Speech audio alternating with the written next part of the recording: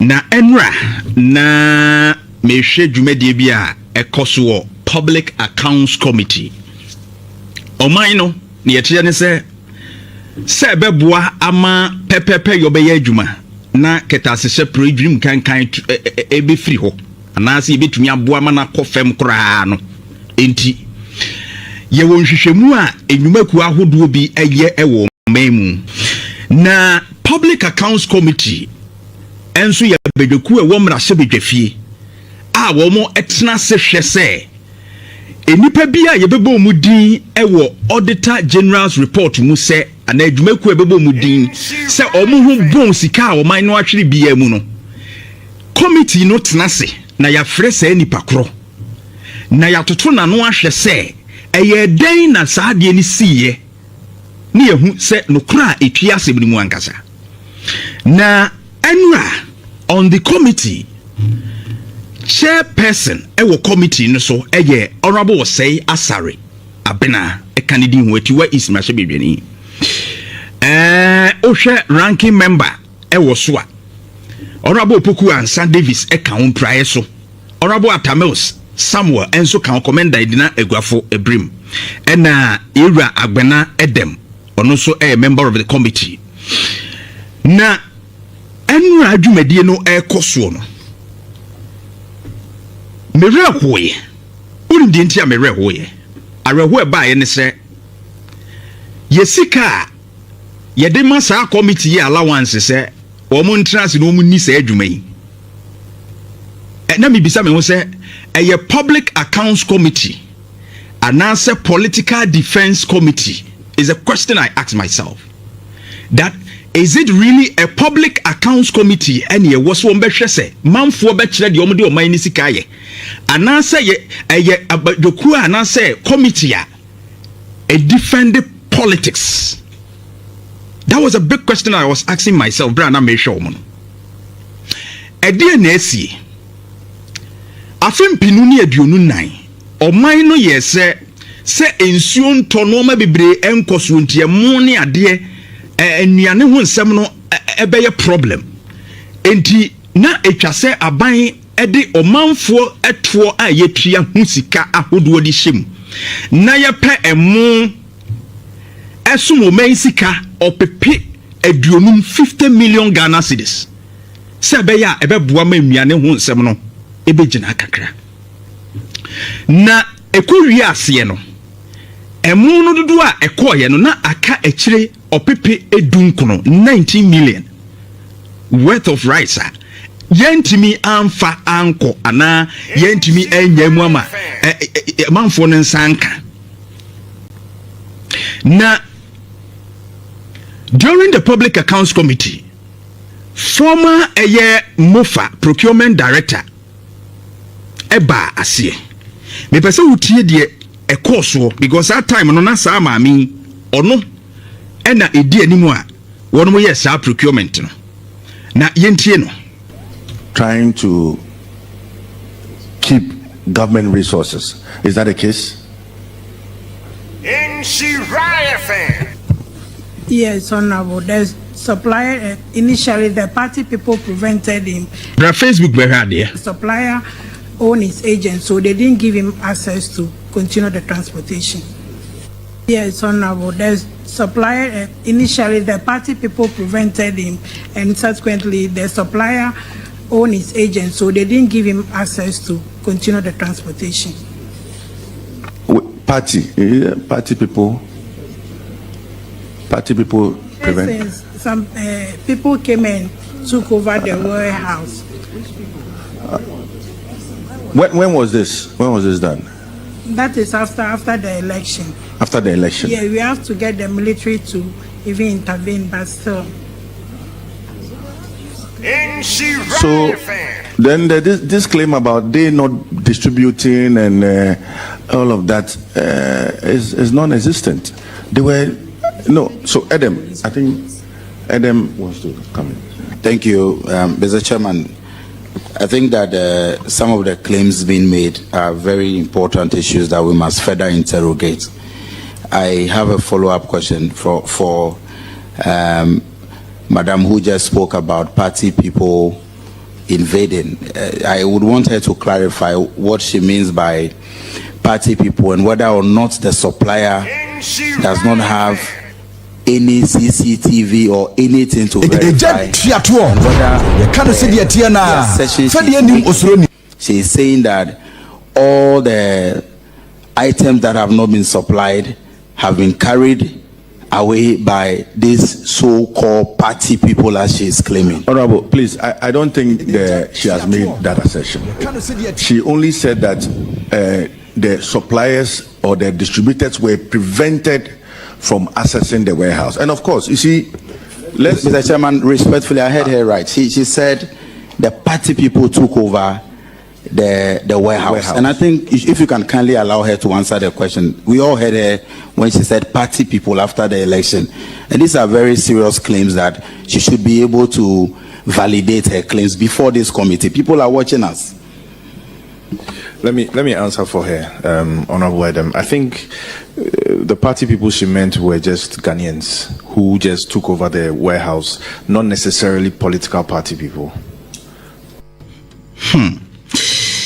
Ebuzia ote near akoso na yewra Edem Agbana eye Ketunof emrahye bedwanin na oyese obisa die ntia maame no eka se party people party for ye ka netwia party for party people na eno ma bi koso kakra eno na megina so aka ma asemi me pese yekoye nim kakra na wutie saa eho no ewia makasa. Minister has stepped in.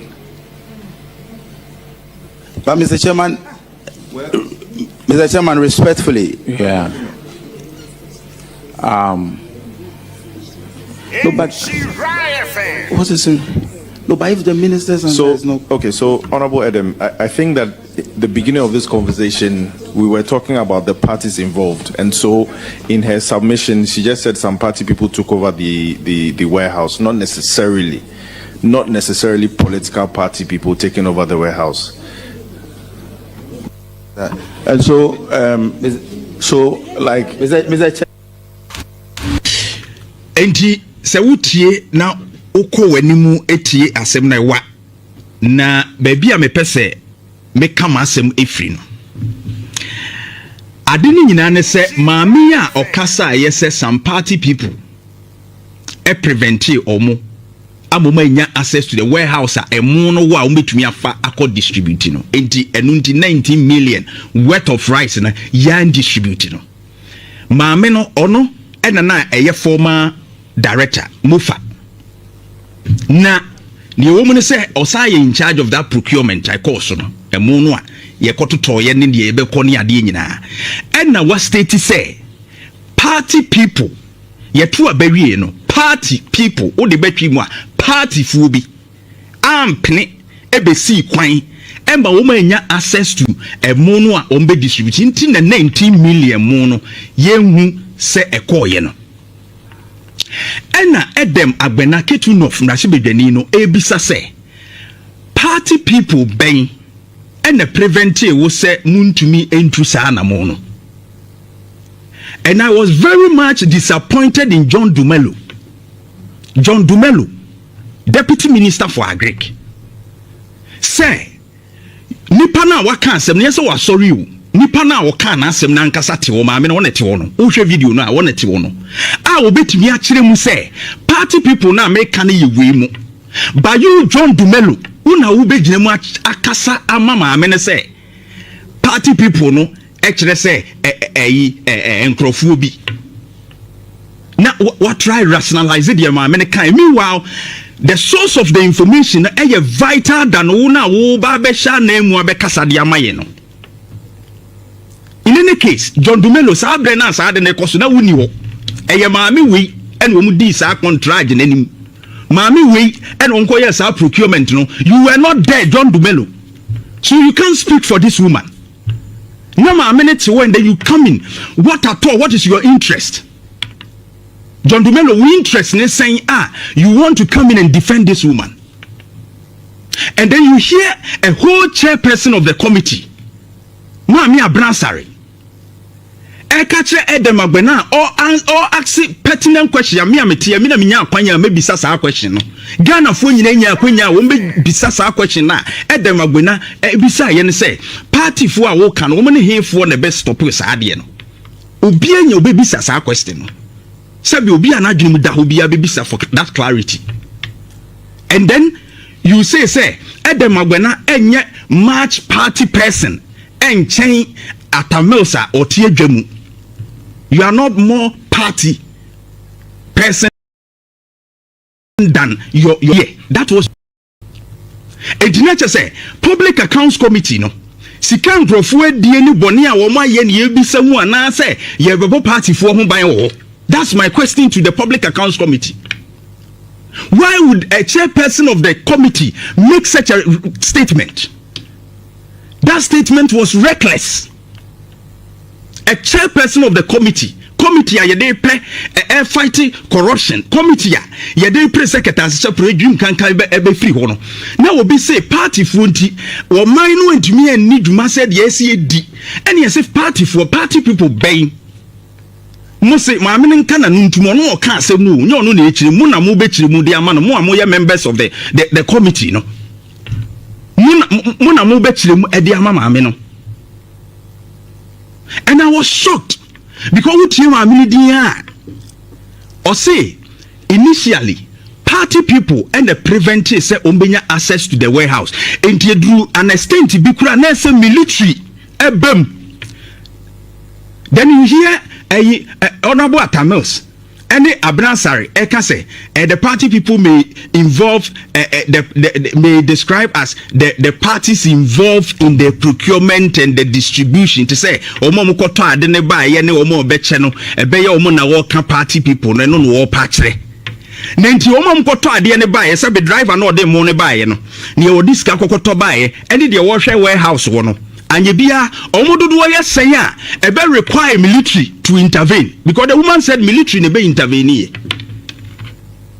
mo ka se ye nkwada ho ananse se be ye huru yanim kosoro ye ntensem ase. You were only trying to attack Edem Agbana for asking legitimate questions ebe ma ye answers to the ye and now some of you are shielding because munim say maame ni kire mu a ebi obebo amanyoku obi din.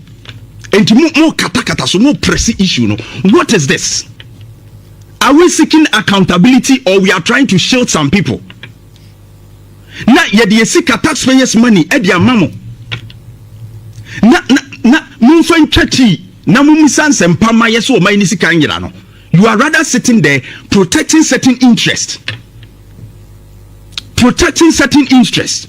I was shocked. Say a whole chairperson of a committee like this, a committee for probity and accountability, will be telling someone say you are no more party member than your chairman here. Hey, seriously? Now moti was a party inti and now moti was a Ghana inti. Because when you go on such a committee, you are sitting there because of Ghana. Ye nyina ye ntimi nko ho. Enki ye sika no ye na apia tax. Bosume su ne ye tax a home. Sometimes ye ada ne ya no. Utimi se kan waketua ho a e ka de beye bibi. Bani atia film yes ye de obo man ho bra. Then you take this money, ye de bi atwati ya mam montra ho na misa pertinent questions no. You are just shielding something. Why? And ye ho sa asoban. Is it a political defense committee or a public accounts committee? Obi be kasem. Na when misa asem no nchira asiye ye na wo bedwene say you assume. Oh, I assume that or part say. Sabe. Now I'm ma wadwene no mu anko akiri because we bisa from the source na onya nchire mu ni ye. Ebi kura de wo wadwene ye wo se ma me ne kan na nya sa na wo pa kire. So you don't defend whilst the person is sitting there obetumi akasa ama ne ho. Ade na na mpese mu protect mu kan kire public accounts committee. Die ya na mu interest e wo sa asem nu anko ankasa no. Ene die na mpese mu kata so. Ade na mpese mu kata so mu kan kire mu mekan kire Ghana fo nyina. What we witness is embarrassing. Die ye hu nra no.